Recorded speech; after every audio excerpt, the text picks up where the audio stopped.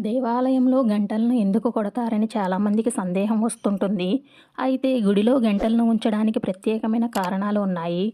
గంటను కొట్టినప్పుడు ఓం అనే స్వరం వినిపిస్తుంది. ఈ నాదం వినడం వల్ల మనిషిలో ఉన్న చింతలు, సమస్యలు తొలగిపోతాయని, మనసు దేవుడిపై మళ్ళేలా చేస్తుందని నమ్ముతుంటారు. హారతి ఇచ్చేటప్పుడు, నైవేద్యం పెట్టినప్పుడు, ముఖ్యమైన పూజలు చేసినప్పుడు గంటను కొడతారు.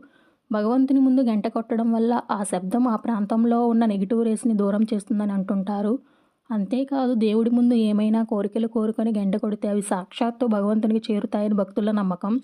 అలాగే ఇంటిలో చేసుకునే పూజల్లో గంట మోగిస్తే కూడా నెగిటివ్ ఎనర్జీ పోయి మానసిక ప్రశాంతత కలుగుతుంది. గంటల్లో ఉండే ప్రతి భాగానికి ఒక ప్రత్యేకత ఉంది. గంట నాలుక భాగంలో సరస్వతీదేవి, ముఖ భాగంలో బ్రహ్మదేవుడు, కడుపు భాగంలో రుద్రుడు, కొన భాగంలో వాసుకి, పిడి భాగంలో గరుడు మూర్తులతో ఉంటుందని పురాణాలు చెప్తున్నాయి.